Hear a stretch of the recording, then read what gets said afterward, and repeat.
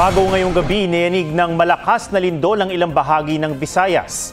Sa bayan ng Daan Bantayan sa Cebu, nagiba ang Archdiocese Shrine ng Santa Rosa de Lima. Dahil sa lindol, nagkansela na ng klase bukas sa Lapu-Lapu City para masuri kung may pinsala ang mga paaralan. Ramdam din ang pagyanig sa Haro, Iloilo City gaya sa simbahang ito. Hanggang sa Masbate City, umindayog ang mga chandeliers sa ilang gusali sa lakas ng pagyanig. Naglabasan din ng mga tao sa isang hotel. Ayon sa PHIVOX, magnitude 6.7 ang inisyal na lakas ng unang lindol na ang epicenter ay sa dagat sa silangan ng Bogo City pag-aalas 10 ng gabi. May nakataas ngayong babala ng tsunami dahil sa di pangkaraniwang alon, kaya pinaiwas ang publiko sa tabing dagat sa Leyte, Cebu at Biliran. Nasundan nito ng ilan pang aftershocks na ang pinakamalakas ay magnitude 5.1. Update tayo sa lindol sa Visayas ngayong gabi. Mag-uulat si Femari Dumabok ng GMA Regional TV. Femari, may balita na ba kung ilan ang biktima ng lindol?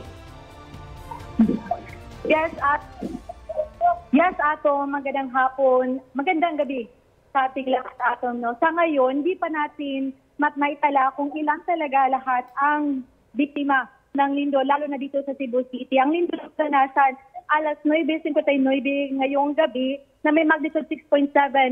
Epicenter nito nasa Bogo at isa sa nakaramdam nito ang Cebu City. Kaya naman, isa sa ating pinuntahan ngayon ang sa labas na bahagi ng Cebu Medical Center kung saan makikita natin ngayon ang lahat ng mga pasyente na nasa labas. Kasama natin ngayon ang mayor sa Cebu City na siyang magbibigay sa atin ng current situation. So, dito ngayon, dito sa Cebu City. Mayor, may mga nagbigay na ba sa atin ng report kung may mga injured o may mga namatay ba, Mayor? Okay. Nangyari? Okay, first, I am here at CCNC, the Cebu City Medical Center, because nandito yung mga pasyente na mga public pasyente, no? Na nandito. So what we did is yung lahat na pasyente, kasi 8 lahat na pasyente actually dinala namin dito sa baba, sa labas. We are anticipating baka mayroong aftershock. Now, as of the moment, okay, I think we have 2 patients na sa taas, but I think 95% nandito. But so far, yes. Okay, we have, I think, about 5 patients na nadala ngayon because one, mayroong natamaan, mayroong nahulog sa taas sa isang building, pagkatapos mga debris. Mga debris. Tapos, well, hindi naman critical. The other one is mayroong mga bata na panic. Because of the panic, medyo yan, parang nahihirapan mahuminga. Nahihirapan mahuminga. In fact, dito pa. Oh, yes. Now, the other thing, I think, mayroong isang casualty because of pasyente kanina, dumating kaninang morning, tapos because of siguro sa commotion o sa takot, then talagang nagtaas yung pressure niya, and then siguro kanina mayroong emergency but parang wala, hindi nadala.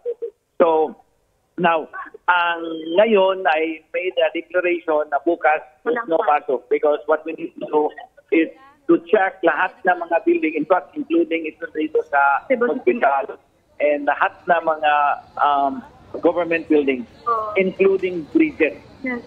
Now, the other thing is I'm also asking, kasi maraming high-rise building dito, I'm also asking the owners and the administrators sa lahat ng mga high-rise building.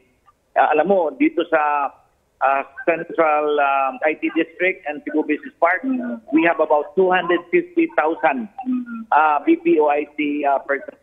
So nasa labas sila actually, and then kaya nga nag-request ako na i-inspect nila, and then kung mayroon talagang problema, then we need to stop people going up. Now, then also happen, Mayor, dito sa ngayon, Mayor, sa daan, in the middle of dito sa mga pasyente, at walang cover. That's correct. Now, at the moment, pinadala ko na yung mga tents dito, and we are putting an emergency shelter somewhere here. In front of the FP7 office. Yes, in front of the BFP office para of course, kung nag-expect tayo, mayroon ng mga pasyente na dalhin dito.